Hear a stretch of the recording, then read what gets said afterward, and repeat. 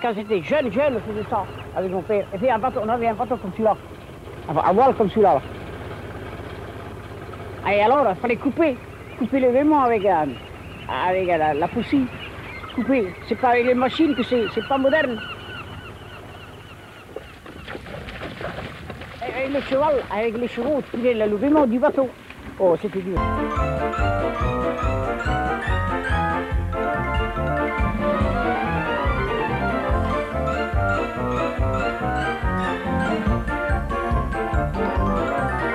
On ne voit que la Tour Eiffel, gracieux mastodonte centenaire, et l'on oublie ses habitants. On oublie qu'au milieu de ces 10 000 tonnes de ferraille vivent anonymes des hommes, des femmes, des tours eifféliens, pour employer un barbarisme. Exemple, Alberto, peintre en monument, le peintre de la Tour Eiffel, une star dans son pays d'origine, le Portugal. Un touriste, une fois, il est passé, il m'a reconnu, il m'a dit, tiens, en anglais bien sûr, mais il y a quelqu'un qui m'a traduit, qui m'a vu donc en Hollande, passer à la télévision et tout.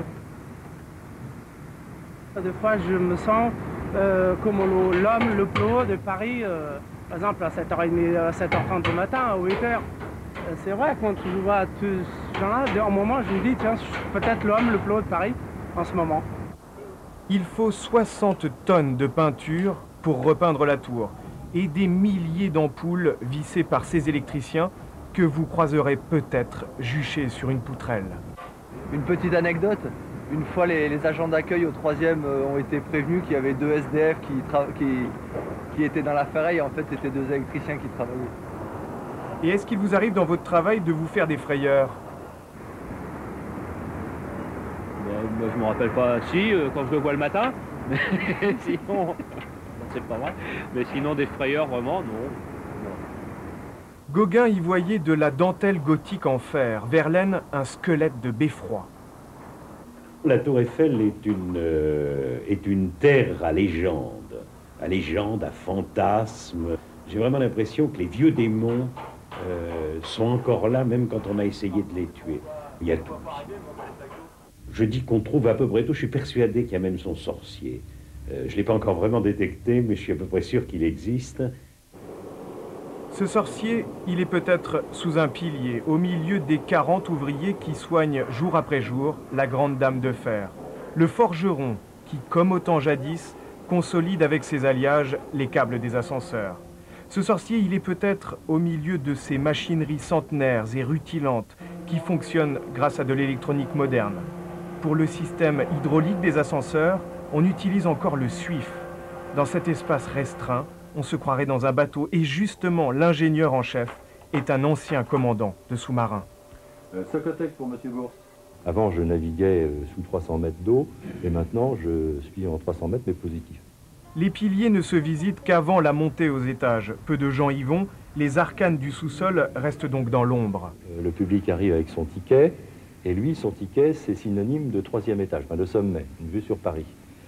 Alors, il se précipite sur l'ascenseur et il monte au 3e étage. Et le sens de la visite fait que la visite de la machinerie s'avère impossible au retour, à la descente. Le drapeau français est le seul qui ait une hampe de 300 mètres. En écrivant ces lignes, Gustave Eiffel n'imaginait pas que la télévision délogerait un jour le drapeau tricolore. Car aujourd'hui au sommet, il n'y a plus de drapeau, mais une antenne TDF. Et c'est grâce à cette antenne que les téléspectateurs en Île-de-France peuvent voir par exemple cet entraînement de pompiers. Ce sont les hommes du GREP, le groupe de recherche et d'exploration profonde, qui chaque semaine viennent s'entraîner sur la tour. En cas de problème, c'est à eux d'intervenir.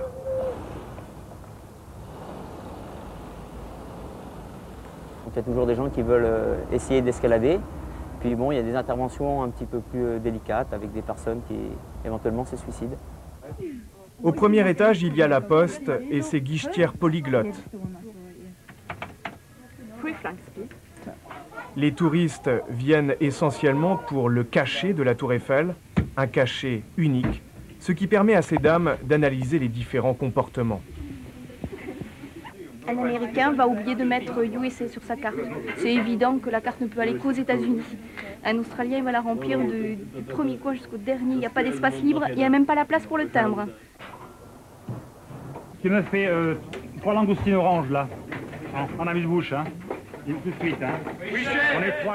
Et puis la tour Eiffel ne serait pas française sans une grande cuisine, celle du Jules Verne. Seul problème, quand on est à 57 mètres au-dessus du sol, la cave.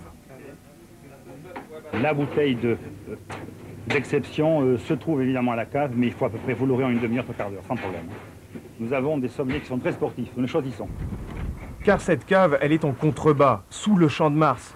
Impossible par mesure de sécurité d'en filmer l'entrée, mais ici, à 5 mètres sous les pieds des promeneurs, dorment 60 000 bouteilles. Un trésor, ou disons, un des nombreux trésors invisibles que l'on trouve dans les coulisses de la tour Eiffel.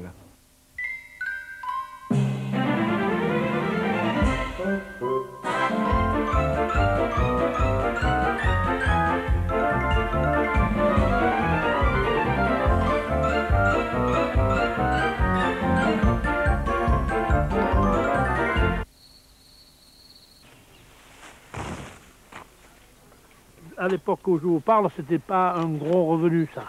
On s'était aperçu que au début du siècle, c'était rentable. Et dans les années 20, 30, c'est devenu plus intéressant. Et ça faisait une petite récolte entre les cerises, parce que le verzaçois ne marchait plus ici. Et il s'est planté beaucoup de tilleuls dans les vergers, sur les bordures des vergers, devant les cabanons, devant les maisons, autour des maisons. C'est ainsi que la production de tilleuls, des baronnies, a atteint certaines années 90% de la production française. Face aux concurrences étrangères et aux goûts nouveaux des consommateurs, l'arbre à tisane résiste. Ses nombreuses vertus thérapeutiques, notamment apaisantes, lui gardent une réserve d'admirateurs. Il est quand même très joli, c'est pas comparable avec le tilleul qu'on reçoit des pays de l'Est, on dirait des bottes de foin. Mais pour prendre des infusions, je pense que vous aimeriez mieux boire ça que boire des trucs comme du tabac. Vous comprenez? Et puis l'odeur. L'odeur, tout, c'est les meilleurs. Puis il est réputé pour la santé, pour les rhumes, pour des grippes. Quand j'étais petit, moi, j'avais une grippe, on me faisait boire du tilleul et c'était très bon. On me faisait coucher au chaud, ça me faisait bien suer, le lendemain, j'étais bien.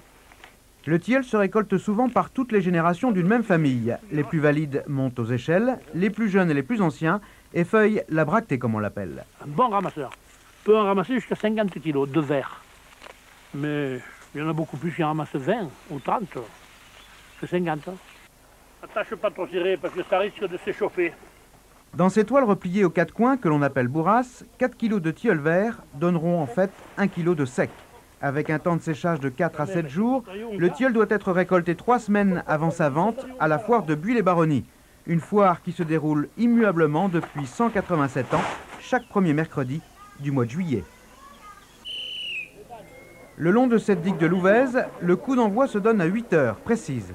Autrefois, les acheteurs venaient de toute la France, parmi eux beaucoup de pharmaciens. Aujourd'hui, ce sont des grossistes en plantes aromatiques et en herboristerie qui font le marché. 28 400. La mairie offre ses services de pesage. En attendant, du côté des marchands, les premières rumeurs de prix. Oh, enfin, l'an dernier, c'était 65. Je pense cette année, on va avoir bien 65 quand même. 70 maximum. Et du côté des patrons acheteurs, on est prêt à mettre combien cette année? Ça va entre 45 et 65 francs. 45 Entre 45 et 65 francs. Certains n'ont pas attendu le marchandage pour vendre et préféraient passer un contrat. Ah, mais la liberté, mon cher ami, la liberté. La liberté, on vend. On vend quand on veut, comme on veut, voilà. Pour les autres, c'est l'attente qui commence. Le rituel est le même. Les marchands se baladent dans un premier temps, examinent la marchandise. On esquisse quelques discussions, on tâte le terrain, comme on dit. Il m'a dit que le tilleul aujourd'hui, il se vendrait au maximum 65 francs. Et moi, j'en demande un peu plus. Bon, on verra ça tout à l'heure. Il m'a dit d'attendre. En fait, les marchands ne sont pas pressés. Certains disent qu'ils s'entendent d'abord sur un prix plafond. Je sais pas, c'est pour faire monter la pression peut-être, non? Je sais pas. Cela en deviendrait presque insupportable. C'est fait exprès, c'est pour laisser mûrir le client. Ils attendent de manière que les gens soient fatigués. Puis après, les gens, ils lâchent. On y va? Après 2 heures de suspense, finalement, tout va aller très vite. Eh bien, on y va. Pour certains, la chose était déjà entendue. Voilà, 65, monsieur. Vous êtes terrible, hein? Pour d'autres, on espérait quand même avoir un peu plus. Ma foi, c'est vendu. Hein. Pour d'autres encore, cela passe vraiment mal. 65. Donc, 68. Et pourquoi 68? On a payé 65 ailleurs, pourquoi on payerait à toi 68? Pourquoi ici on représente un retraité, il faut qu'il paye... On représente le tilleul. On vient exprès pour 65. 2, 4, 6. Ah, mais il y a un peu plus. Mais le dessous. Oh, mais non, je peux pas. Tu sais bien. Oh, tu peux pas. Mais non, je peux pas. Regarde un peu. Allez. Tu les veux ou pas? Non, non, non. Tu veux pas? Tu as tort, hein? Allez. Eh bien, on ne pourra rien donner aux petits enfants. 65 francs, ça fait déjà un prix de revente assez élevé. Parce qu'il faut le conditionner, il y a des pertes, il y a le carton, il y a les transports. Il ne suffit pas d'acheter le tilleul, il faut pouvoir le revendre. Et puis, bon, mais il y a trop d'écart avec les tilleuls d'importation. Les plus récalcitrants refuseront tout simplement la vente aujourd'hui. 50 et 40 le vieux. Non, non, non, non. Tant pis. Peut-être le mois ou l'année prochaine les prix seront-ils meilleurs. Quelques anciens se souviennent du kilo de tilleul vendu ici à 80 francs. Il manque sans doute à ces petits producteurs la création du label Tilleul des Baronnies, que certains défendent pourtant dans le plus bel apparat. En ce jour de mercredi 5 juillet de l'an de grâce 1995, et en cette bonne cité de Buis-les-Baronnies, moi, Laurent Haro, grand maître de la confrérie des Chevaliers du Tilleul des Baronnies, déclare ouvert le 21e chapitre solennel de notre confrérie.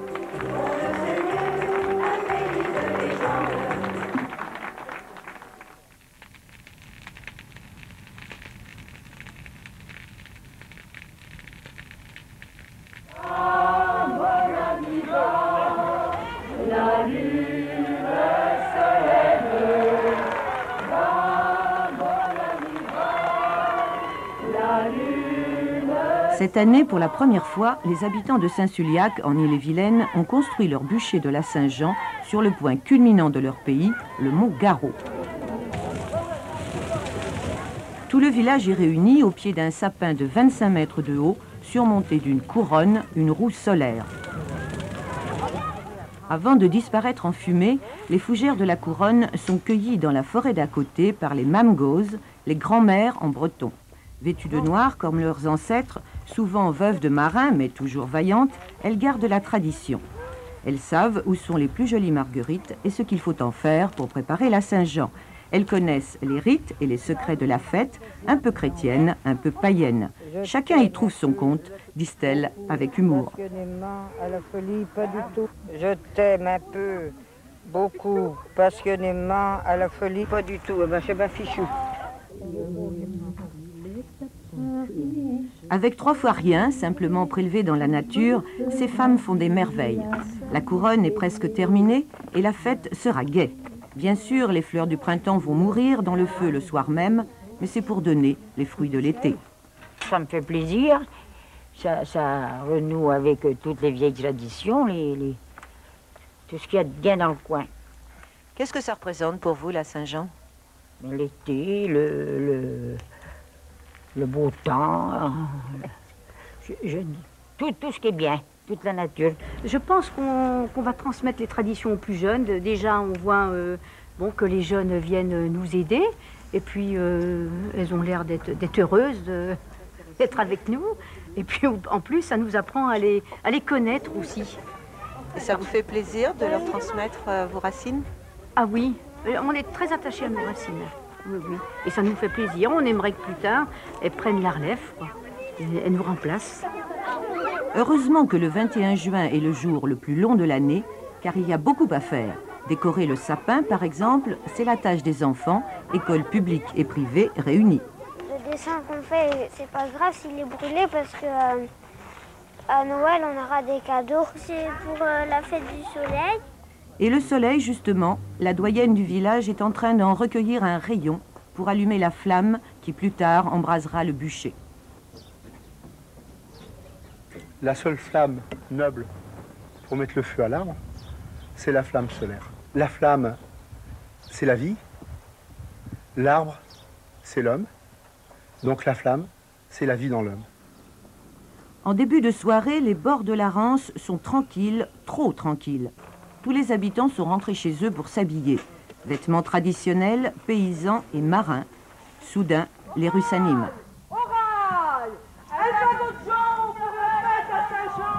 Notre fête à Saint-Suliac, elle naît sur le cri traditionnel transmis oralement, oraille, oraille, un fagot de Jean pour la fête à Saint-Jean.